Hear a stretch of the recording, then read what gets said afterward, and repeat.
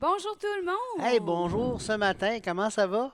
Ben, nous autres, ça va bien, hein? Oui, ça va très bien. On est rendu au proverbe 16 ce matin. Hey, c'est. Là, je pense qu'on a passé la moitié, Julie. Non, non, non, non, non. On n'est pas encore rendu à la page 600, mais allez, on est dans 33 versets. Bientôt. Bientôt, les amis. On est à la moitié. Après, on a compté combien déjà l'épisode? On est rendu à notre 43e épisode ce matin. 43e épisode ce matin. Mais écoutez, c'est un plaisir de faire ça avec vous. Non, J'espère que c'est pas c'est. trop. C'est un cours de 20 heures jusqu'à maintenant. Écoute, on va se rendre à un cours de 45 heures. Trois Facile. crédits. Trois. Donc, on C'est bon. commence. Oui. Alors, Les vas-y, Julie. projets que forme le cœur dépendent de l'homme. Mais la réponse que donne la bouche vient de l'Éternel. Toutes les voies de l'homme sont pures à ses yeux, mais celui qui pèse les esprits, c'est l'Éternel. Recommande à l'Éternel tes œuvres et tes projets réussiront. L'Éternel a tout fait pour un but, même le malheur pour le jour, même le méchant pour le jour du malheur. Tout cœur hautain est en abomination à l'Éternel, certes il ne restera pas impuni. Par la bonté et la fidélité, on expie l'iniquité, et par la crainte de l'Éternel, on se détourne du mal. Quand l'Éternel approuve les voies d'un homme, il dispose favorablement à son égard même ses ennemis. Mieux vaut peu avec la justice que de grands revenus avec l'injustice.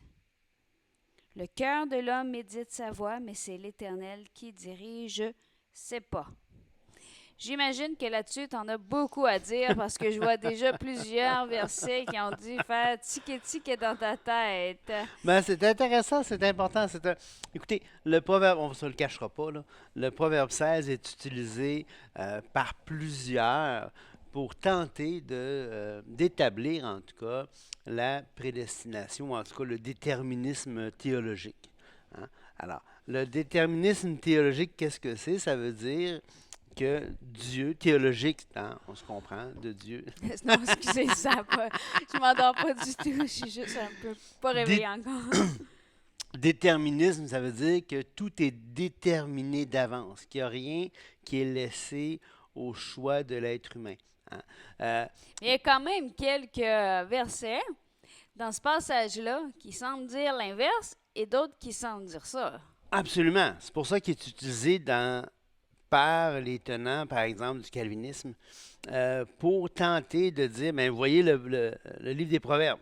Le 16, c'est vraiment, entre autres, le verset, attends un petit peu, là, verset 4. Qui, moi, dans ma Bible, est écrit l'Éternel a tout fait pour un but, Mm. alors que toi, il est écrit L'Éternel a tout fait pour lui-même, et même le méchant pour le jour du malheur. Toi, il est écrit.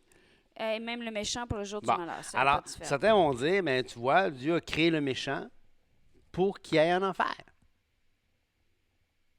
Euh, et on voit, il y a plein d'autres choses. L'autre verset que tu as lu, Julie, là, euh, euh, le cœur de l'homme. Attends, c'est quoi dans ta Toutes les version? voies de l'homme sont pures à ses yeux, mais celui qui pèse les esprits, c'est Dans le l'Éternel. verset 9.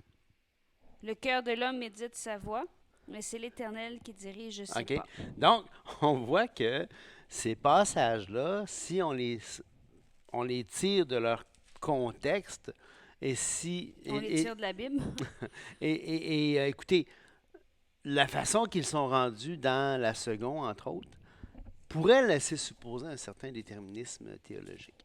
Pourrait laisser supposer que, comme certains vont dire, Dieu est souverain, hein. Évidemment, le mot souverain ne veut pas dire qu'il détermine tout, là. Hein, on se comprend, le mot souverain en français, comme en anglais d'ailleurs, le mot souverain veut dire qu'il est maître de ses décisions. Hein, quand au Québec, on a voulu voter par référendum la souveraineté association, euh, le gouvernement du Parti québécois ne voulait pas commencer à déterminer toutes les actions de tous les citoyens du pays, du Québec. Ce qu'il disait, c'est qu'il voulait être maître. D'ailleurs, dit pas le dicton, mais ce qu'on disait à l'époque, c'est maître chez soi. Hein? On voulait être maître de ses décisions en tant que société, en tant que province. On voulait devenir un pays maître de ses décisions et on disait souveraineté association pour être associé au reste du pays. Mais la souveraineté ne veut pas dire tout déterminer. Ça veut dire être maître de décision. Ça veut dire pas avoir à en appeler à personne d'autre pour ses décisions. OK? Donc, évidemment, si on change les mots en cours de route, si on redéfinit les mots, c'est sûr qu'on peut faire dire n'importe quoi. Maintenant, Et c'est plus difficile d'avoir une conversation pour argumenter sur un sujet. ben oui, c'est comme si tu t'entends pas sur les mots du dictionnaire. En français, le mot souveraineté, souverain, ne veut pas dire détermine tout. Maintenant, alors, le proverbe 16, on se rappelle déjà qu'on est dans un livre poétique, qu'on est dans un livre de sagesse, et on a vu depuis le début que c'est pas une question le livre des Proverbes n'enseigne pas la doctrine, n'enseigne pas des lois précises, ça enseigne des principes de sagesse qui s'appliquent dans différentes situations. Hein. Plus tard, on va voir, par exemple, répond au fou selon sa folie ou répond pas au fou selon sa folie. Dépendamment des situations, les choses se font. Oui, puis puisque c'est un livre poétique, peut-être que je me trompe, mais tu sais, quand ça dit, par exemple, tous les jours du malheureux sont mauvais, c'est probablement pas tous les jours du malheureux qui sont mauvais. Non, évidemment. C'est une hyperbole. C'est une hyperbole. Il y a plein de... Ou quand on dit toutes les voies de l'homme sont pures à ses yeux, ben ça se pourrait que parfois les voies d'un homme soient pas pures à ses yeux, mais qui choisissent quand même de le faire. Exactement. Tu peux très bien savoir que la voie que tu empruntes n'est pas pure, mais décider quand même de l'emprunter parce que ça te convient. Oui, c'est ça, exactement. Bon, par exemple, en français, OK, le verset 1, on va commencer par le verset 1. Tiens, attends. Le verset 1, excusez-moi. Qui dit les projets que forme le cœur dépendent de l'homme, mais la réponse que donne la bouche vient de l'Éternel. OK. Donc, la réponse que là, ici, là, on a un dicton qui dit, d'ailleurs, dans l'hébreu, puis dans plusieurs autres commentaires juifs de ce passage-là, ça vient à dire l'homme propose, Dieu dispose. Hein? L'homme peut faire plein de plans, l'homme peut faire plein de projets. OK? Mais la réponse ultime, si ces projets vont aboutir, si ces projets vont réaliser, c'est Dieu. Dieu va agir. Dieu va agir et probablement que les projets vont réussir ou pas en fonction de ce que l'Éternel va décider. Ça ne veut pas dire que Dieu détermine ce qui se passe. Mais Dieu peut... Écoutez... oui, mais tu sais, il y a des projets que... je sais pas, je pense à Balaam, là. Oui. Qui avait, tu sais, quand, là, je ne me rappelle pas le roi, là, mais qui voulait là, que Balaam maudisse le peuple. Oui. Puis là, finalement, Balaam, Dieu, il a dit de ne pas maudire. De ne pas maudire, absolument. Qu'est-ce que Balaam a fait? Il s'est entêté. Puis il a fait quoi? Ben, à un moment donné, il a voulu prophétiser. Puis finalement, il a prophétisé une bénédiction. Il n'a pas pu prophétiser la malédiction. Ça serait un exemple. Tu sais, les projets que forme l'homme dépendent de l'homme, mais la réponse que donne la bouche vient de l'Éternel. Oui, ça pourrait être un exemple. OK? Par contre, c'est pas clair si c'est la bouche de l'être humain ou si c'est la bouche de Dieu. Hein? La réponse que donne la bouche vient de l'Éternel. La réponse de l'Éternel. L'Éternel a dit non. Oui, c'est ça, exactement. C'était un exemple que ça a donné qui parlait aussi. Oui, là. ou encore un autre exemple tiré du livre des Actes, quand il y a des gars qui en voulaient à la vie de Paul. Hein? Et puis, ils se sont rasés à la tête, ils ont fait des vœux contre eux-mêmes pour s'assurer de tuer Paul. Mais Paul a eu vent de ça et il a pu s'échapper. Les projets de ces gens-là par rapport à Paul ont échoué parce que Dieu est intervenu. Dieu peut intervenir en envoyant, je ne sais pas moi, bris mécanique, tempête. Il n'y a pas besoin de diriger les gens. Il peut diriger toutes sortes de circonstances autour. S'il faut que je me rende à tel endroit avant, peut-être que Dieu peut, il y a toute la multitude des êtres angéliques. Je pense qu'il faut voir ce verset-là dans son contexte. Au verset 3, ça dit « Recommande à l'Éternel tes œuvres ». Donc, il est en train de dire « Essaye pas de former dans ton cœur des projets en dehors de Dieu. » C'est ça. Recommande, et j'aime beaucoup ce que ça dit, littéralement, recommande à l'Éternel tes œuvres. Littéralement, ça veut dire abandonne. Jette tes œuvres sur l'Éternel. Ouais, c'est ça. Remets-lui. Tu sais, recommande-le à Dieu. Tu sais, Seigneur, mets ta main sur ce projet-là, s'il te plaît, ou je t'en prie, qu'il réussisse. Tu sais. Et tes projets réussiront. Ouais, c'est ça. Tu sais. Et ça revient avec, encore une fois, je vous embête peut-être parce que ça doit faire 50 fois que je le mentionne. Non, peut-être pas 50. On va y aller avec 25 fois.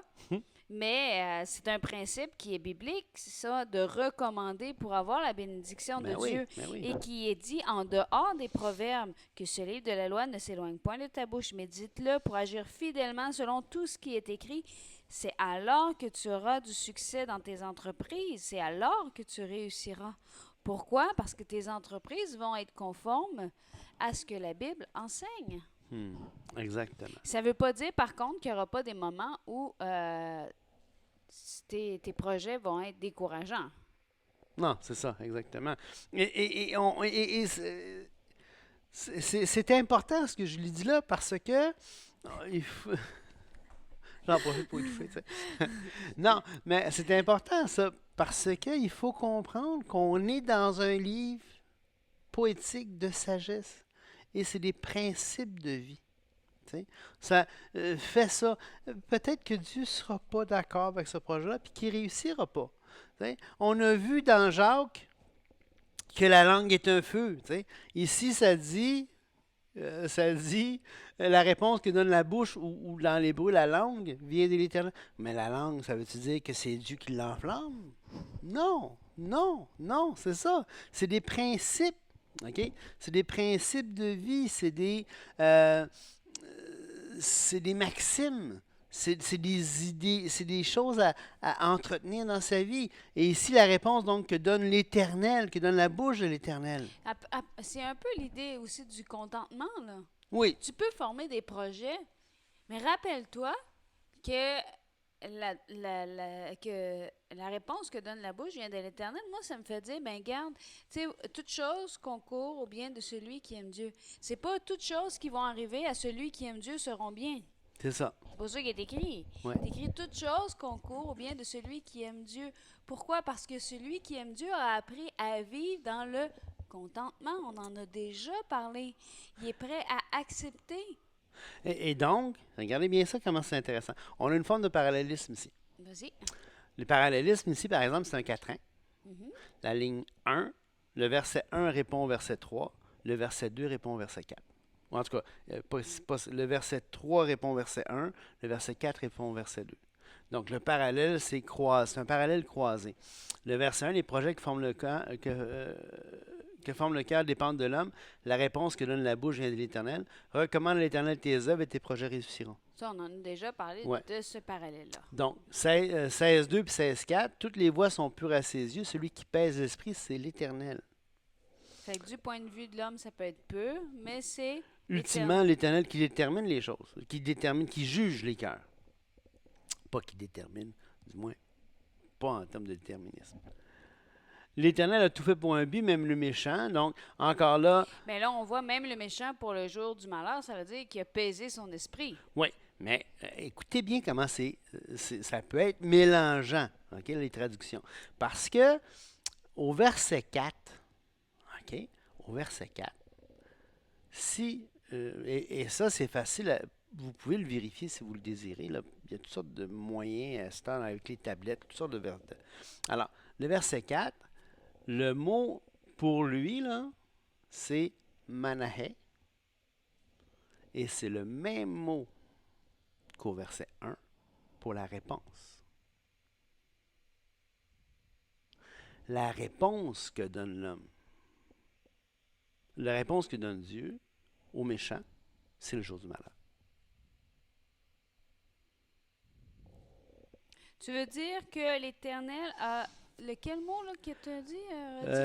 L'Éternel a tout fait pour un but, mais c'est très mal rendu, c'est dur. Même Darby le rend difficilement. Là, a tout fait pour lui-même. Okay? Mais il n'y a pas le mot réponse dans ça. Non, mais le dans mot. l'hébreu, il est écrit. Il est écrit réponse. Redis-le pour qu'on puisse. La phrase au complet.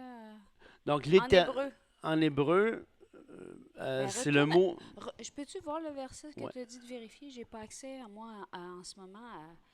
Je Bon. veux dire quelque chose, mais je peux pas parce que je le vois pas. Le- Donc, il est écrit, le Seigneur a tout fait les choses Pour pour lui-même. lui-même, mais au lieu de pour lui-même, le mot, c'est pour une réponse. Oui, Donc, il fait toute chose pour répondre à quelque chose. oui, il répond à quelque chose. Fait que même, il fait le jour du malheur pour répondre au fait qu'il y a le méchant. Oui, Ah, ça change complètement la phrase. ça change complètement la phrase. OK? Ça change tout. La Parce réponse que que là, c'est une Dieu donne. réponse. Ça veut dire, si t'es... Et là, c'est plus cohérent, si on veut, avec ce qu'on a vu depuis le début. Si tes voies sont mauvaises, si tes voies sont... Les méchants seront détruits, il y a toujours une conséquence. C'est la réponse que donne Dieu. Tu sais? Fait que, Puis d'ailleurs, si on continue, tout cœur hautain est en abomination à l'Éternel. Certes, il ne restera pas impuni. On voit la suite. on voit la suite qui est un parallèle parfait. Tu sais. Moi, quand je disais ça au début, je me disais, c'est quoi? C'est quoi le rapport avec le contexte? Mais non. Le rapport avec le contexte, c'est que la réponse de Dieu aux méchants, c'est le jour du malheur. Hmm. Tu sais? Et ça amène aussi l'idée que la réponse à ton projet va dépendre de et là, on voit le verset 6. Par la bonté et la fidélité, on expie l'iniquité. Et par la crainte de l'Éternel, on se détourne du mal quand l'Éternel approuve les voies d'un homme. Il dispose favorablement, même à son égard, ses ennemis. Donc, si tu veux que les projets que tu formes, ça dépend de toi, parce que c'est toi qui décides de les former. Ouais. Et tu vas les former en accord avec ce que te nourrit ton cœur. Si tu veux que la réponse de Dieu soit favorable, agis positivement. Si tu veux que la réponse de Dieu soit un jour de malheur, ben agis mal. Quand l'Éternel approuve les voies d'un homme, et comment il peut approuver les voies d'un homme? Ben, on a parlé tellement de la voie du sentier. C'est ça. Le sentier des hommes droits est aplani. On a vu ça hier. Très intéressant, cette idée-là. Absolument. Et en plus, ça ramène tout un changement aussi au verset 9. Le cœur de l'homme médite sa voie. Oui, Mais exactement. c'est l'Éternel qui dirige ses pas. Et ça, on en a déjà parlé. Il ne dirige pas ses pas en disant « Hi, tu vas à droite, hi, tu vas à gauche, hi, tu vas à droite, hi, tu vas à gauche. » Il va diriger la finalité de tes pas. Ouais. C'est-à-dire, est-ce que tu as marché pour ou contre lui? Mais au cours de ta route, il va guider tes pas. Il va t'indiquer la voie à suivre parce que la crainte de l'Éternel, c'est le commencement de la sagesse. C'est ça. Ça va t'aider à agir de façon correcte. Et c'est pour ça qu'il dit le cœur de l'homme médite sa voie. Si tu es en train de réfléchir à savoir où tu vas aller et que tu méditer la parole jour et nuit, bien, la parole va te servir de guide. Voilà. Et l'Éternel va pouvoir diriger tes pas. Ta parole est une Ouais. lumière sur mon Et sentier. d'ailleurs, ce qui est intéressant dans ça, le verset diriger les pas, là, 9, merci Julie. Si je regarde l'hébreu encore, c'est important de comprendre, d'aller voir, d'aller vérifier. Tu sais, le mot diriger ici, là, c'est le mot kun. Et on l'a vu avant. Ça C'est veut comme dire, une clôture. Hein? c'est comme une clôture, ça veut dire établir, ça veut dire fortifier, ça veut dire Préparer, préparer. faire Alors, une provision, ouais. Alors, et établir. 35-59, et je pense qu'on l'a vu ailleurs dans. On l'avait vu une autre fois dans le On passage. peut voir les passages parallèles. Attends. On avait vu ça, entre autres, dans Proverbe. Attends un petit peu, là. Tu sais que tu peux appuyer sur Proverbe en haut, à côté du Nouveau Testament. Ah oui, tiens, juste là. Merci, Julie. Bon, on l'a eu dans 3.19, on l'avait vu dans plein de versets. Puis, mais, Ah ben, hop, attends, excuse. je voulais voir un... Allons lire le verset 3, Julie, de Proverbe 16. Recommande à l'Éternel tes œuvres et tes projets réussiront. Ouais, tes projets seront établis. C'est le même passage, c'est le même mot. Réussiront ou établis. Tu sais?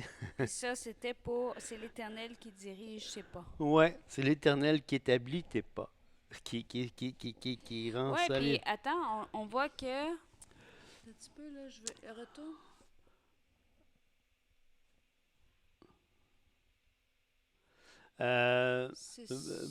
Proverbe 4.26. Même chose, même mot. Considère le chemin par où tu passes. C'est quel mot? Et Considère que toutes tes voies soient bien réglées, bien réglé, bien accompli, bien. Même mot. soient bien dirigées, soient Ouais. droites. Soit droite. Hein. Alors là, on n'est pas dans on n'est pas dans du déterminisme là.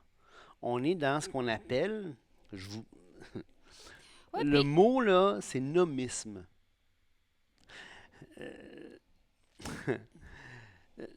Vous savez, il y a deux manières de comprendre. tu veux-tu rentrer là-dedans parce qu'il faut que tu partes pour travailler? Bon, écoutez, nomisme, ça veut dire qui est réglé par la loi. Déterministe, c'est déterminé d'avance. OK? Les Juifs n'étaient pas déterministes, ils étaient nomistes. Pour eux, c'était la Torah, c'était la loi qui dirigeait tout. Non pas en termes de déterminisme, mais tu devais régler tes pas en fonction de la Torah, en fonction de la loi. Alors, si tu marches, tes pas vont être dirigés dans le sens, la loi va te guider. La loi est une lumière sur ton sentier. Psaume 119, tout le psaume est une éloge à la loi. Ça n'a rien à voir avec du déterminisme. Là. Puis si on lit les versets qui suivent, là, le cœur de l'homme médite sa voix, mais c'est l'Éternel qui dirait, je sais pas, regardez ce qui continue, là. Le Père est en train de dire, des oreilles sont sur les lèvres du roi, sa bouche ne doit pas être infidèle quand il juge. Donc, il choisit. Sois pas infidèle quand tu juges. C'est ça. Le poids et la balance juste sont à l'Éternel, tous les poids du sac sont son ouvrage. On a déjà parlé d'avoir un poids et une balance juste. On a déjà vu que c'était important de ne pas avoir un poids, une balance qui ne soit pas juste. Ouais. On a vu ça dans le début des Proverbes. 11.1 entre autres. Les rois ont horreur de faire le mal, car c'est par la justice que le trône s'affermit. Donc, on voit là, il faut que le roi décide de ne pas faire le mal. Pourquoi? Parce qu'il le sait que c'est la justice qui va établir son royaume. Et comment il le sait? Parce que méditer la parole. Oui, tous les rois devaient réécrire, transcrire pour eux-mêmes la Torah, la loi de l'Éternel. Les lèvres justes gagnent la faveur des rois. Encore une fois, c'est pas la faveur du roi va à n'importe qui au hasard. La faveur du roi va aller à celui dont les lèvres sont justes. Les rois, là, pour les rois, aiment celui qui parle avec droiture. Donc, ils aiment ceux qui accordent leur voix et leur parole avec la droiture. Je sais qu'il ne nous reste pas beaucoup de temps, mais je veux quand même continuer. La fureur du roi est un messager de mort et un homme sage doit l'apaiser. La fureur du roi est un messager de mort. On voit un beau parallèle, je trouve, entre la vie du roi, son action avec les sujets et ce qu'on vient de voir de l'Éternel envers l'homme qui marche. Exactement, puisqu'il est, il est le roi. Des rois. Il est le souverain, dans le vrai sens du mot. Écoute, et un homme sage doit l'apaiser. Donc, même la fureur du roi est un messager de mort, mais quelqu'un peut venir et apaiser. Deutéronome 32, allez le lire, c'est extraordinaire. La sérénité du visage du roi donne la vie, et sa faveur est comme une pluie du printemps. Et on continue. Combien acquérir la sagesse vaut mieux que l'or? Comment acquérir l'intelligence est préférable à l'argent? Pourquoi? Le chemin des hommes droits, c'est d'éviter le mal. Celui qui garde son âme veille sur sa voie. Donc, on a vraiment encore toute cette idée-là, l'Éternel qui dirige. Je peux pas... on disait que dans ces passages-là, on avait souvent une suite de maximes qui semblaient un peu décousues les unes des autres. Mais ici, on voit vraiment un discours complet qui compare. Cohérent. Et encore là, on n'est pas dans le domaine du déterminisme, on est dans le domaine du nomisme. C'est que Dieu dirige par sa parole, non pas qu'il dirige, qu'il téléguide, mais qu'il donne à l'être humain. Donc, si tu veux être équipé. Oui, fie-toi sur la parole. C'est ça. Puis, et c'est un livre qui n'arrête pas de rappeler, verset 16, combien acquérir la sagesse vaut mieux que l'or. Exactement. Combien acquérir l'intelligence est préférable à l'argent. Oui. Donc, ce matin, on vous encourage encore une fois, lisons la parole, acquérons l'intelligence, acquérons la sagesse, recommandons nos projets à l'Éternel, cherchons à méditer ses voies afin que l'Éternel puisse diriger notre sentier. Que Dieu vous bénisse. Je dois y aller. Au revoir. Bye bye. Salut.